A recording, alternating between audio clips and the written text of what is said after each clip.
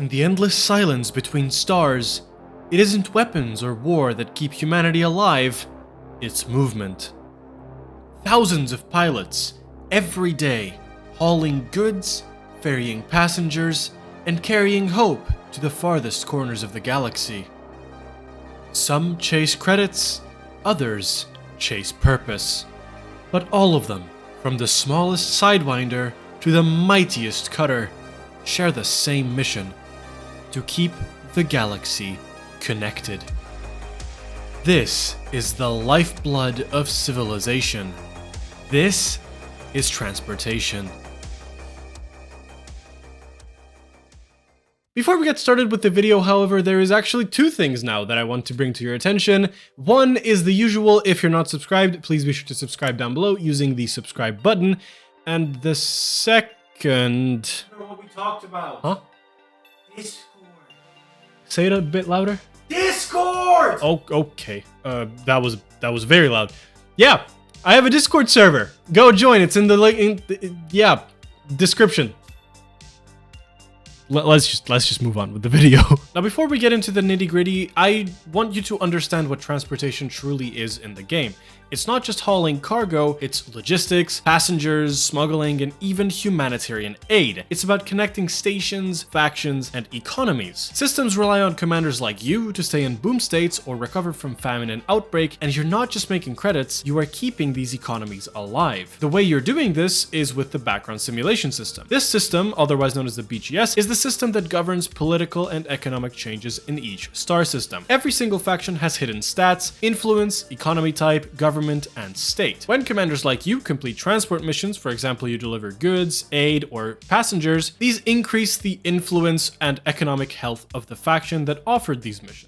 And here is where the hauling aspect gets tied into it. Hauling is more than a grind, it's what keeps these factions thriving. Many new commanders and maybe even veterans see hauling as repetitive, and it can be if you're not seeing the bigger picture. Or you're just not taking any breaks and you're doing them way too much. In reality, it's the foundation that fuels every other activity. Exploration needs parts, combat needs weapons, and mining needs refineries. Every single shipment contributes to the in-game economy, feeding the larger galactic network. Now that you know the lore aspect and sort of the bigger picture, we can now move on to the different types of transportation, and in each section I will also give you an outfitting suggestion. So let's start with the first method of transportation, which is cargo hauling. This is the backbone of the galactic economy, and it is one of the best ways to learn the fundamentals of trade. You're basically going to accept missions that require you to deliver some goods from one station to the next, and that's pretty much it. It is as simple as this. But this basically teaches you the basics of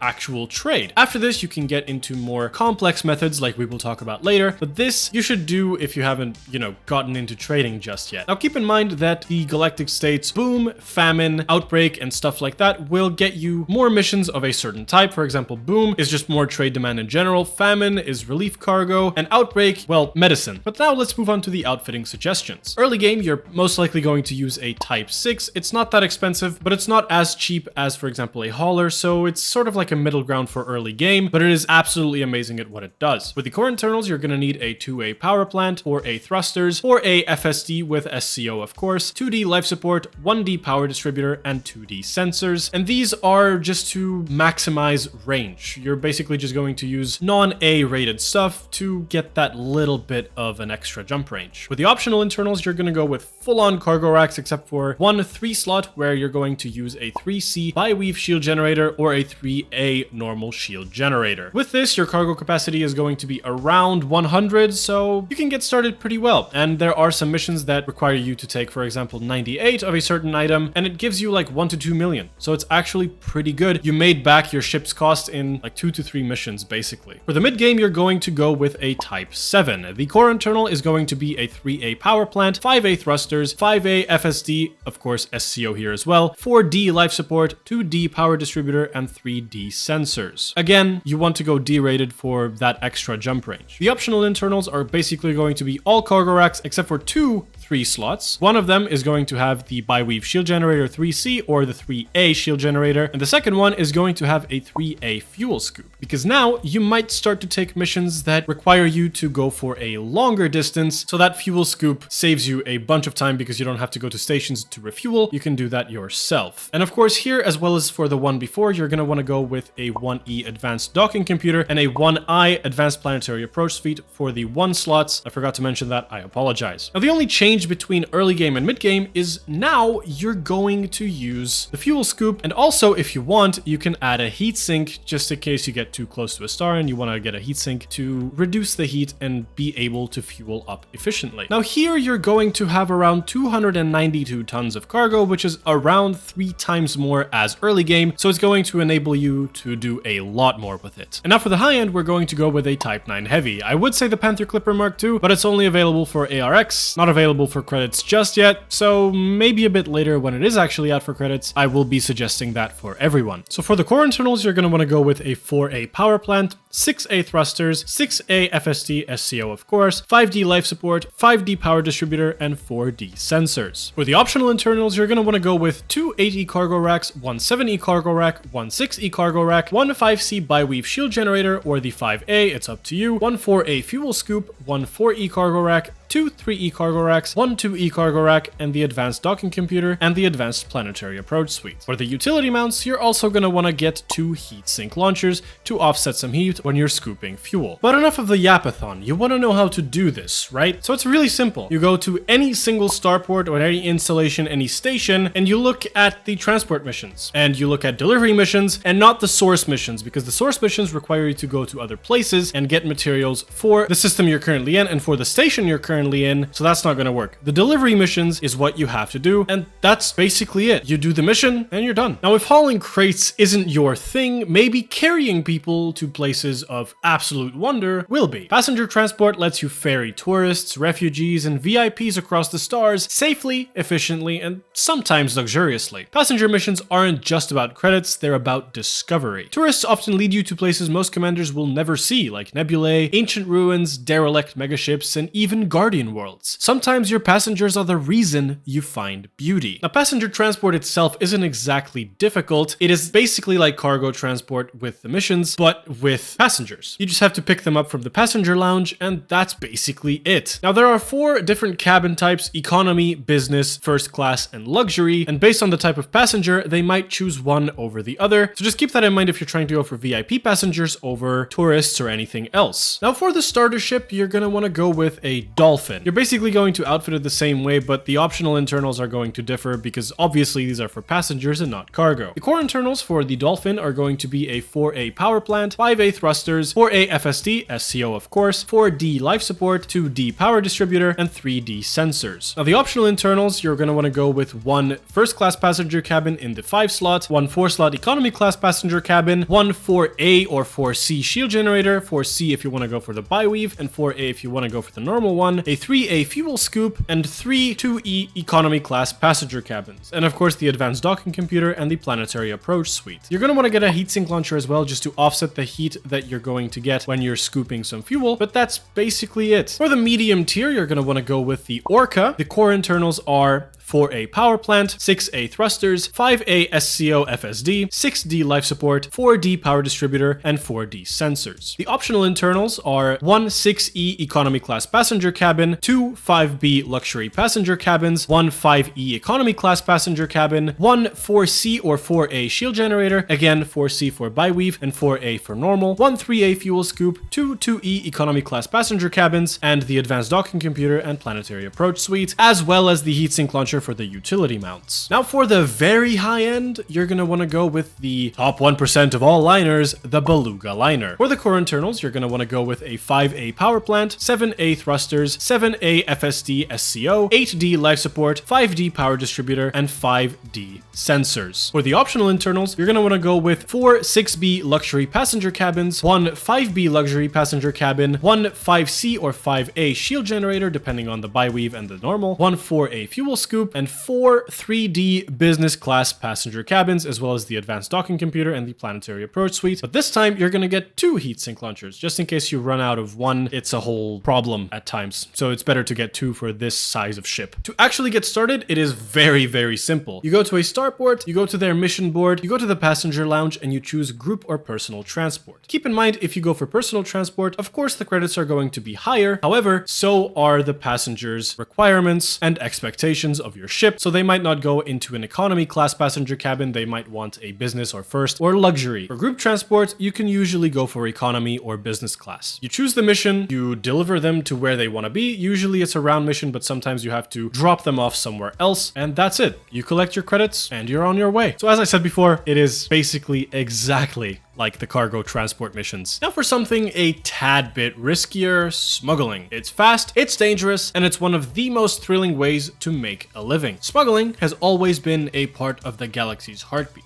Now it is dangerous, as I said, yes, so this is perfect for you if you like combat and you like the thrill of the game. Now smuggling itself you can do either on your own or you can take missions as well. Missions, well, they're going to be much more straightforward, and if you do it on your own, it's going to be a bit harder because you have to do it on your own, but I will help you get started with it. But before we get into what you should do, let's start with the outfitting suggestion. For this, I recommend the Cobra Mark V. It's a very fast ship, very maneuverable, and just perfect, and it's not gonna break the bank either. So for the core internals, you're going to want to go with a 3A power plant, 4A thrusters, 4A FSD SCO, 3D life support, 4A power distributor, and 3D sensors. For the optional internals, you're going to want to go with a 5C biweave shield generator, 3 4E cargo racks, 1 3A fuel scoop, 2 3D module reinforcement packages, 1 2E cargo rack, the advanced docking computer, and the planetary approach suite. For the utility mounts, you're going to want to go with 2 heatsink launchers and 1 chaff launcher, just in case you get caught. Now the mission's way to do this is actually extremely simple. You go to a starport or wherever there's a concourse, or you might be able to find them in mission boards as well, depending on your level of reputation with the station you're currently in. But basically, if you walk into the concourse, you can find some NPCs that want to give you missions. Some of these missions may include smuggling missions, so if you find those, feel free to take them. You can negotiate on the price to a certain extent, but it doesn't always work, so just keep that in mind, depending on the level of success. Now for the individual part of smuggling, it is actually not that hard, but you just have to look at some stuff. So first off, you want to head to Inara and check where you can find some Imperial slaves. Usually, these will be in Imperial systems, and over there, they're not illegal. You want to take these Imperial slaves and you want to transport them to a Federation system and then sell them at a black market in a Federation system. You can also find the locations of these black markets on Inara, so basically everything is handed to you to get started. You just have to get the Imperial slaves and you have to transport them to the Federation outpost. Now, if you go for higher levels of risk, you might want to do silent running as well before you enter into a station, and you might want to turn off your auto dock so that you can land while you're silently running, because if you have auto dock, it automatically disables silent running so you don't run silently, if that makes sense. The reason silent running is very important is because it reduces the visibility of your ship to others, allowing you to remain undetected and making yourself harder to be targeted. This is important if you get scanned upon entry in a system where you're carrying illegal cargo, because then you might get fined or arrested, so you don't want that to happen. It's really this simple. You can either do the missions or you can do the individual way of smuggling, where you get something from a system where it's legal and you sell it in a system where it's illegal. Or you can combine it with piracy and you can sell the loot that you collect from your victim and sell it on a black market. It's this easy. But now for a bit of a sharp turn, sometimes the cargo isn't luxury or profit or smuggling, it's survival. Humanitarian aid transport is where commanders truly make a difference. During the Thargoid War, countless pilots risked everything to evacuate civilians and deliver relief supplies. Aid runs aren't just another mission, they're acts of compassion written into the history of humanity's survival. Now, fortunately for the NPCs, but not so fortunately for us, Thargoid relief isn't exactly a thing anymore. That was a thing in the Second Thargoid War, when Sol was invaded and all of the other systems by the Thargoids, so you had to get people out from burning stations, and that was a whole mission line that you could do. Nowadays, you can do pretty much the same thing, but you're not going to find burning stations, at least not to my knowledge. You should go to famine systems or outbreak systems. In famine systems, you're going to deliver, well, food, and in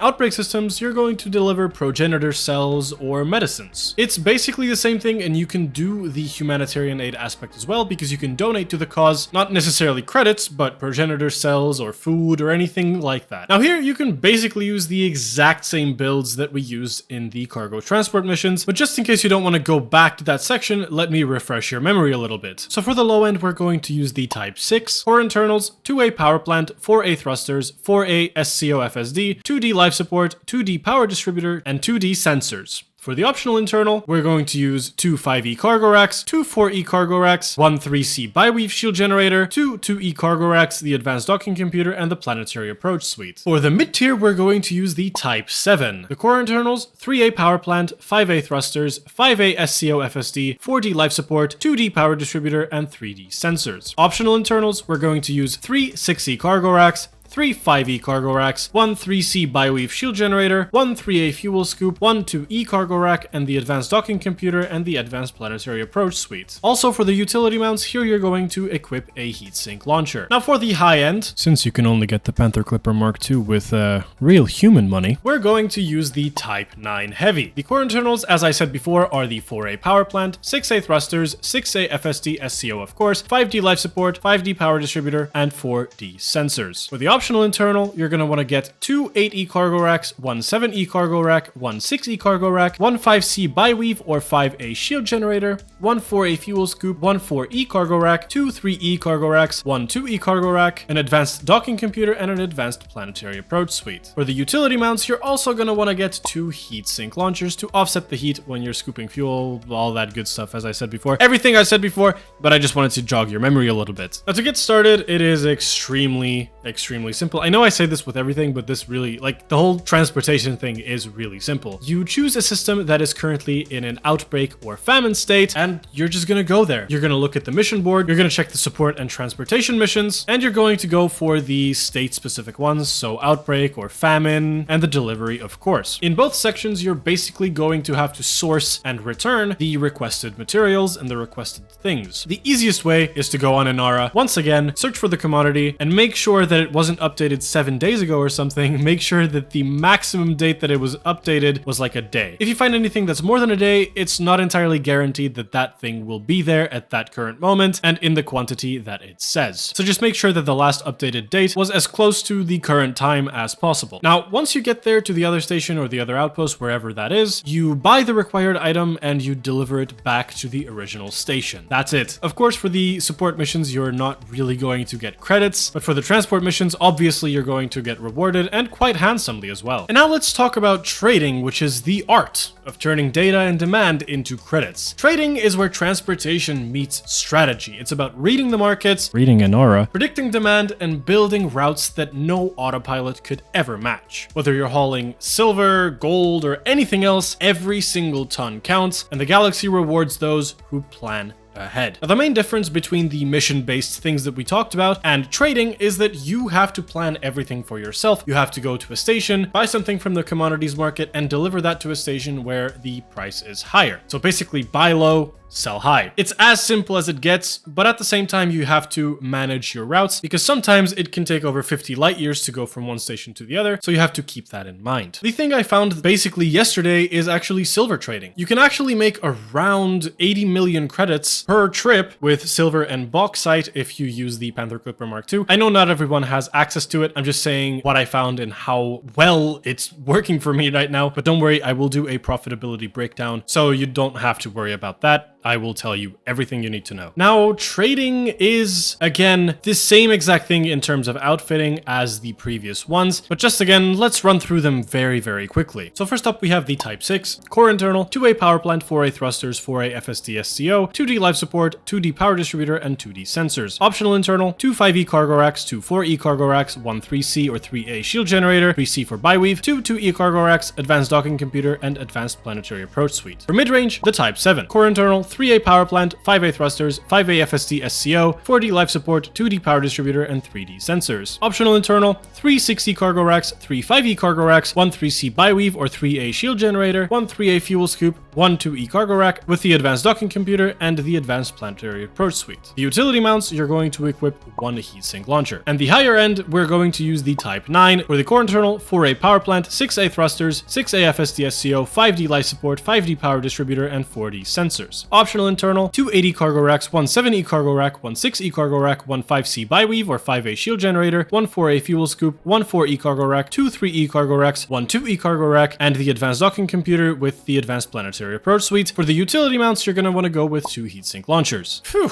okay, we are done with that. Now, let's get into how you can actually start trading. By far, the easiest method to do it is to go to Inara and check the trade routes, or go to spanch.co.uk and use their trade planner. Now, on Inara's end, you can enter your cargo capacity, your maximum route distance, and the maximum price age, along with the minimum supply and demand, the minimum landing pad, and all of that good stuff that you want to customize. And this way, it's going to show you some trade routes. Sometimes you find only 2 trips, and sometimes you can find round trips. For example, with silver and bauxite, you buy silver at a low price, you sell it for a high price, you buy bauxite at the place you sold silver for a low price, and you sell it at the original station for a higher price. But this is just one of several ways to trade and one of several commodity combination, but you can find several, and this updates as players upload their data to Inara. I will also tell you how to do that after we have discussed all of the different types of transportation. So yeah, go out there and trade. That's pretty much all I can tell you. And now, last but not least, this is more of a after you've mastered literally everything, it's time to think bigger. Fleet carriers and logistics operations take transportation to an entirely new scale. Fleet carriers are mobile trade hubs, fueling expeditions, supply chains, and entire private economies. When you command one, you're not just a pilot, you're a force that moves through the stars. Now, this is basically trading, but on a much bigger level. You can basically make hundreds of millions, if not billions of credits every single time you jump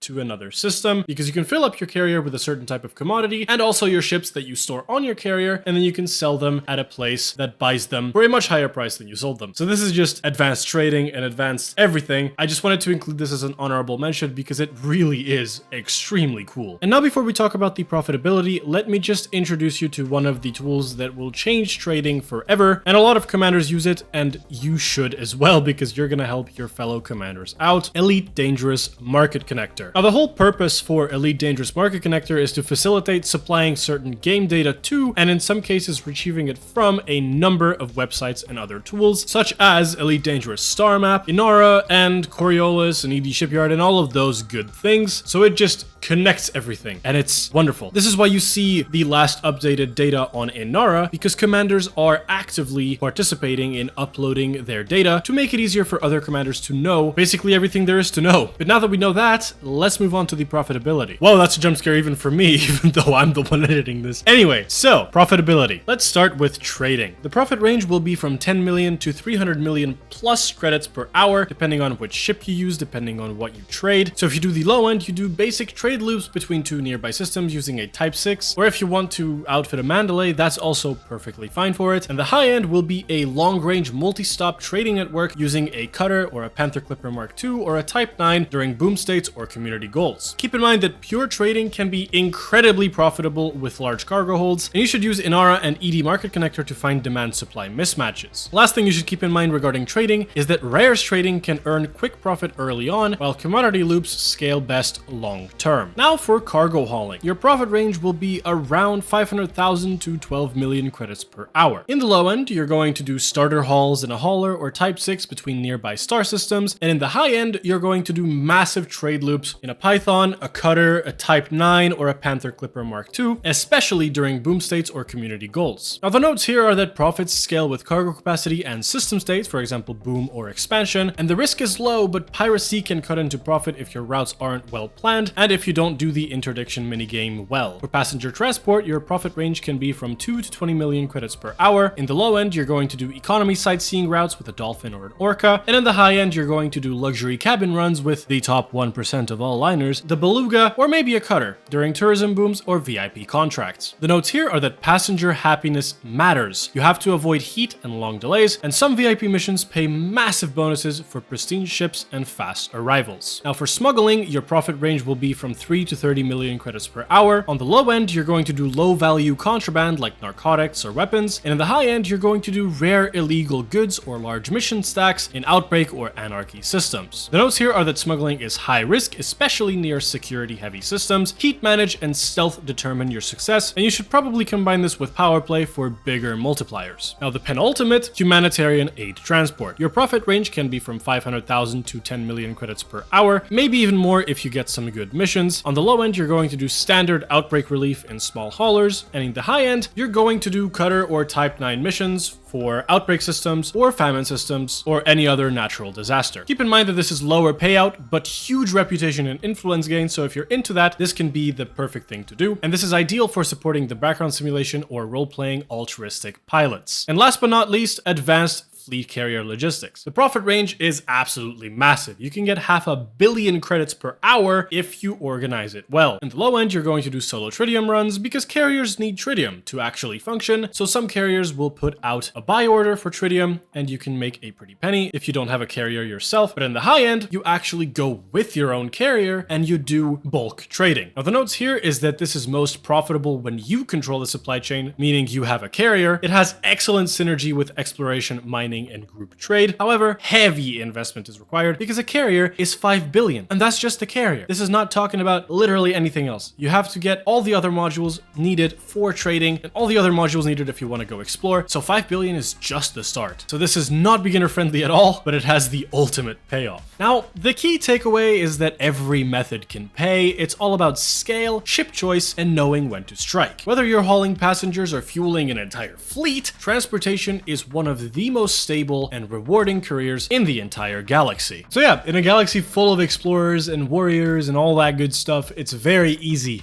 to forget the ones who keep it all running, the haulers, the couriers, the pilots who move the unseen lifeblood of civilization. So whether you carry people, cargo, or dreams, remember that it all starts with movement. So now that we've talked all about transportation and every single type of transportation, we have reached the end of the video. I mean, there's not much for me to tell you. Transportation is actually incredibly easy. There's just a lot of different types. That's why this video took so long. And the outfitting is actually really simple as well. You just have to maximize it for the jump range and you have to be able to carry cargo, obviously. So yeah, thank you guys for watching this video. It has been an absolute pleasure to make. I'm not gonna say I learned many things because I knew most of the things about transportation, but I hope that I was able to teach you guys at least something new. For the veterans out there, I hope I was able to teach you something new, but most of this is basic. But for the beginners, I hope you learned something. And that's enough of the learning thing. If you like this video, please leave a like, subscribe down below if you want to be a part of the channel today, and don't forget to join the Discord server. It's going to be in the description down below.